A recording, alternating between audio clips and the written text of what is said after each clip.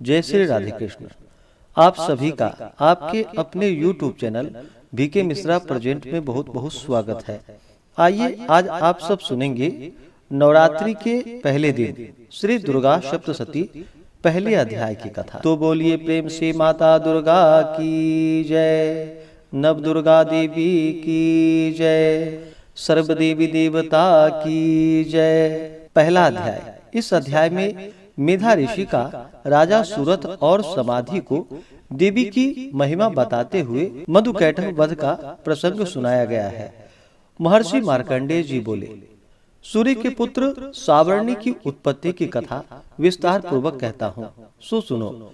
सावर्णी महामाया की कृपा से जिस प्रकार मनवंतर के स्वामी हुए उसका भी हाल सुनो। पहले स्वारोचिस नामक राज्य था। वह प्रजा को अपने पुत्र के समान मानते थे, तो भी कोला विध्वंसी राजा उनके शत्रु बन गए। दुष्टों को दंड देने वाले राजा सूरत की उनके साथ लड़ाई हुई। कोला विध्वंसियों की संख्या में कम होने पर भी राजा सूरत युद्ध में उनसे हार गए। तब वह अपने नगर में आ गए। केवल अपने देश का राज्य ही उनके पास रह गया और वह उसी देश के राजा होकर राज्य करने लगे। किंतु उनके शत्रुओं ने उन पर वहां आक्रमण कर दिया। राजा को बलहीन देखकर उनके दुष्ट मंत्रियों ने राजा की सेना और खजाना अपने अधिकार में कर लिया। राजा सूरत अपने राज्याधिकारियों को लेकर शिकार खेलने के बहाने घोड़े पर सवार होकर वहां से एक भयंकर वन की ओर चल पड़े। उस वन में उन्होंने महर्षि मेधा का आश्रम देखा। वहां मेधा महर्षि अपने शिष्यों तथा मुनियों के साथ सुशोभित बैठे हुए थे और वहां कितने ही हिंसक जीव परम शांति भाव से रहते थे। राजा सूरत ने महर्षि मेधा को प्रणाम किया और महर्षि ने भी उनका उचित सत्कार किया। राजा सूरत महर्षि के आश्रम में कुछ समय तक ठहरे। अपने नगर की ममता के आकर्षण से राजा अपने मन में सोचने लगा, पूर्व काल में पूर्वजों ने जिस नगर का पालन किया था वह आज मेरे हाथ से निकल गया। मेरे दुष्ट एवं दुरात्मा मंत्री मेरे नगर की अब धर्म से रक्षा कर रहे होंगे या नहीं। मेरा प्रधान हाथी जो कि सदा मद की वर्षा करने वाला और शूरवीर था, मेरे बैरियों के वश में होकर न जाने क्या दुख भोग रहा होगा। मेरे आज्ञाकारी नौकर जो मेरी कृपा से धन और भोजन पाने से सदैव सुखी रहते थे और मेरे पीछे पीछे चलते थे, वह अब निश्चय ही दुष्ट राजाओं का अनुसरण करते होंगे तथा मेरे दुष्ट एवं दुरात्मा मंत्रियों द्वारा व्यर्थ ही धन को व्यय करने से संचित किया हुआ मेरा खजाना एक दिन अवश्य खाली हो जाएगा। इस प्रकार की बहुत सी बातें सोचता हुआ राजा निरंतर दुखी रहने लगा। एक दिन राजा सूरत ने महर्षि मेधा के आश्रम के निकट एक वैश्य को देखा। राजा ने उससे पूछा, भाई तुम कौन हो? यहाँ तुम्हारे आने का क्या कारण है और तुम मुझे शोकग्रस्त अनमने से दिखाई देते हो, इसका क्या कारण है? राजा के यह नर्म वचन सुन वैश्य ने महाराज सूरत को प्रणाम करके कहा। वैश्य बोला, राजन मेरा नाम समाधि है। मैं धनियों के कुल में उत्पन्न एक वैश्य हूँ। मेरे दुष्ट स्त्री पुत्रादिकों ने लोभ से मेरा सब धन छीन लिया है और मुझे घर से निकाल दिया है। मैं इस तरह से दुखी होकर इस वन में चला आया हूँ और यहाँ रहता हुआ मैं इस बात को भी नहीं जानता कि अब घर में इस समय सब कुशल है या नहीं। यहाँ पर अपने परिवार का आचरण संबंधी कोई समाचार भी नहीं पा सकता कि वह घर में इस समय कुशल पूर्वक है या नहीं है। मैं अपने पुत्रों के संबंध में यह भी नहीं जानता कि वह सदाचारी है या दुराचार में फंसे हुए हैं। राजा बोला, जिस धन के लोभी स्त्री पुत्रों ने तुम्हें घर से निकाल दिया है, फिर भी तुम्हारा चित्त उनसे क्यों प्रेम करता है? वैश्य ने कहा, मेरे विषय में आपका ऐसा कहना ठीक है, किंतु मेरा मन इतना कठोर नहीं है। यद्यपि उन्होंने धन के लोभ में पड़कर पितृ स्नेह को त्याग कर मुझे घर से निकाल दिया, तो भी मेरा मन में उनके लिए कोई कठोरता नहीं है। हे महामते, मेरा मन फिर भी उनमें क्यों फंस रहा है? इस बात को जानता हुआ भी मैं नहीं जान रहा। मेरा चित्त उनके लिए दुखी है। मैं उनके लिए लंबी लंबी सांस ले रहा हूँ। उन लोगों में प्रेम नहीं है, फिर भी ऐसा निस्नेहियों के लिए मेरा हृदय कठोर नहीं होता। महर्षि मार्कंडेय जी ने कहा कि हे ब्राह्मण, इसके पश्चात महाराज सूरत और वह वैश्य दोनों महर्षि मेधा के समीप गए और उनके साथ यथा योग्य न्याय संभाषण करके दोनों ने वार्ता आरंभ की। राजा बोले कि हे भगवान, मैं आपसे एक बात पूछना चाहता हूँ, सो आप कृपा करके मुझे बतलाइए। मेरा मन अधीर नहीं है, इससे मैं बहुत दुखी हूँ।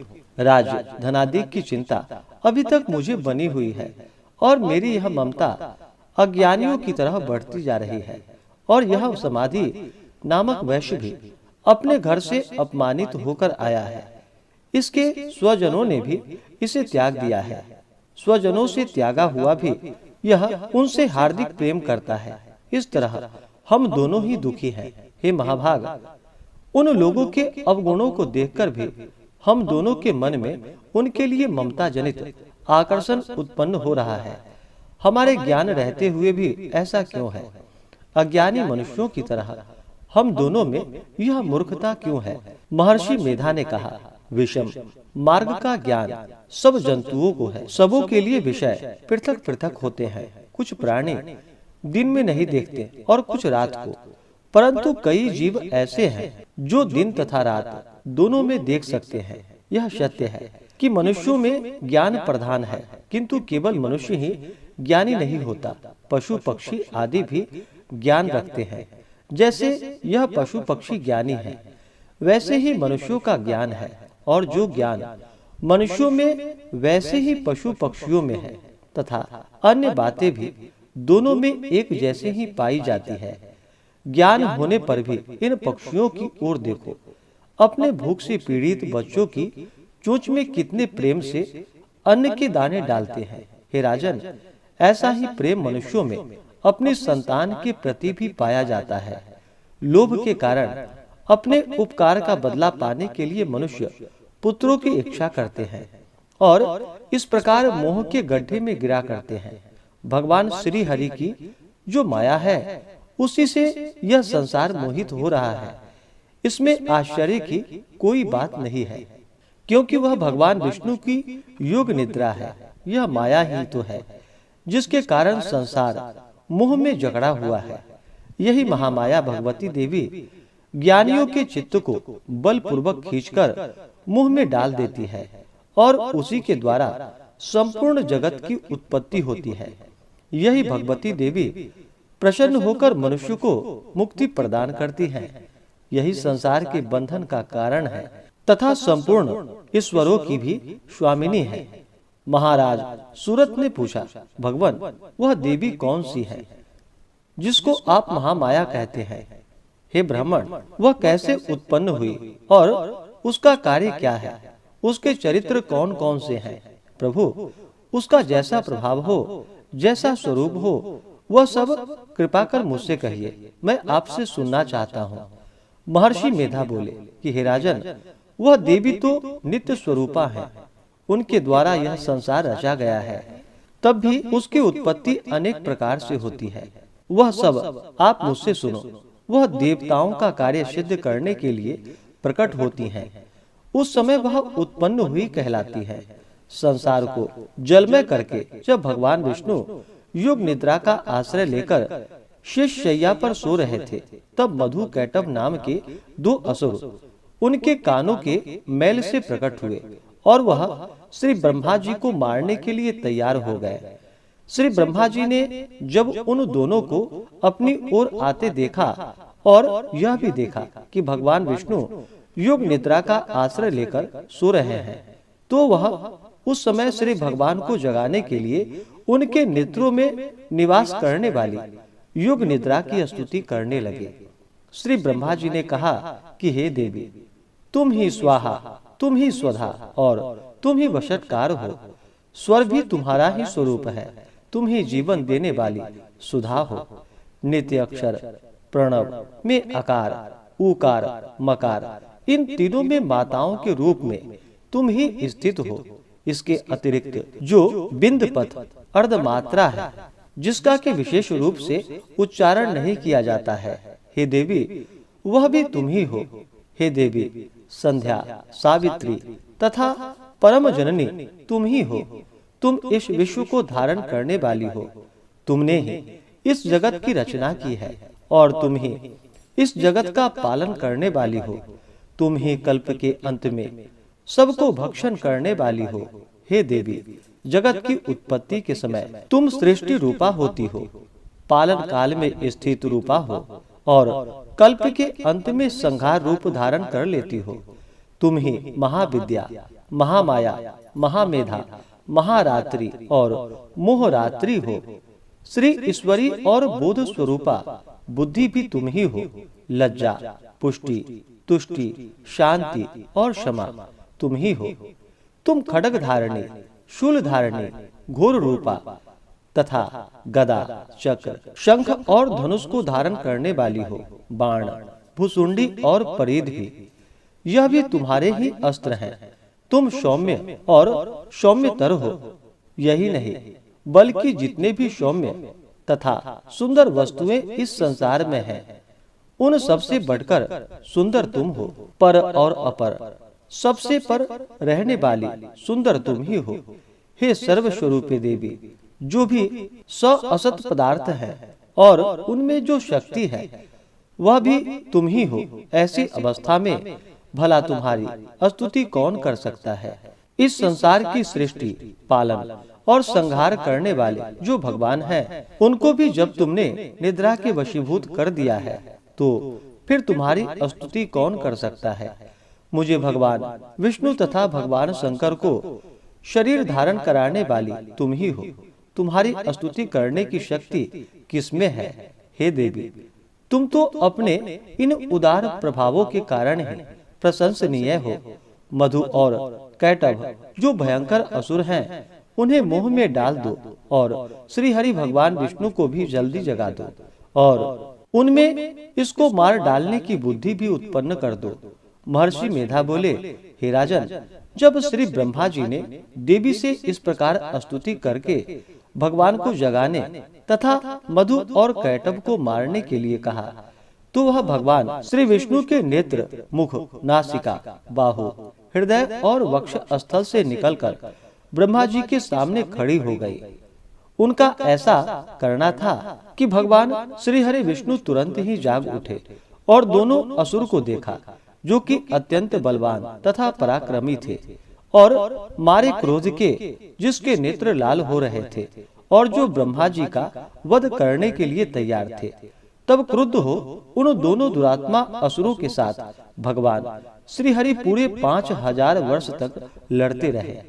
एक तो वह अत्यंत बलवान तथा पराक्रमी थे, दूसरे महामाया ने भी उन्हें मुंह में डाल रखा था। अतः वह भी श्री भगवान से कहने लगे कि हम दोनों तुम्हारी वीरता से अत्यंत प्रसन्न हैं, तुम हमसे कोई वर मांगो। भगवान ने कहा, यदि तुम मुझ पर प्रसन्न हो तो अब तुम मेरे हाथों से मर जाओ।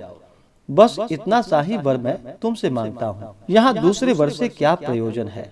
महर्षि मेधा बोले, इस तरह से जब वह धोखे में आ गया और अपने चारों ओर जल ही जल देखा, तो भगवान श्री हरि से कहने लगे, जहाँ पर जल न हो, सूखी जमीन हो, उसी जगह हमारा वध कीजिए। महर्षि मेधा कहते हैं, तथा अस्तु कहकर भगवान श्री हरि ने उन दोनों को अपनी जांघ पर लिटाकर उन दोनों के सिर काट डाले। इस तरह से यह देवी श्री ब्रह्मा जी के स्तुति करने पर प्रकट हुई थी। अब तुम उनके प्रभाव का वर्णन सुनो। अब तुमसे उनके प्रभाव का वर्णन करता हूँ, सो सुनो। इस प्रकार से श्री दुर्गा सप्तशती में पहले अध्याय की कथा पूर्ण हुई। तो बोलिए प्रेम से दुर्गा माता की जय, नव दुर्गा देवी की जय, सर्वदेवी देवता की जय। इसी प्रकार से ज्ञानवर्धक जानकारियाँ प्राप्त करते रहने के लिए, व्रत पूजा के बारे में जानने के लिए, कथा को सुनने के लिए चैनल पे अगर आप पहली बार आए हैं तो चैनल को लाल बटन दबा करके सब्सक्राइब करें, साथ में बेल आइकन घंटी को दबाएं। ताकि आने वाली वीडियो का नोटिफिकेशन आपको समय से मिलता रहे। वीडियो को लाइक करें, शेयर करें। सुखी रहें और स्वस्थ रहें। जय श्री राधे कृष्ण। धन्यवाद।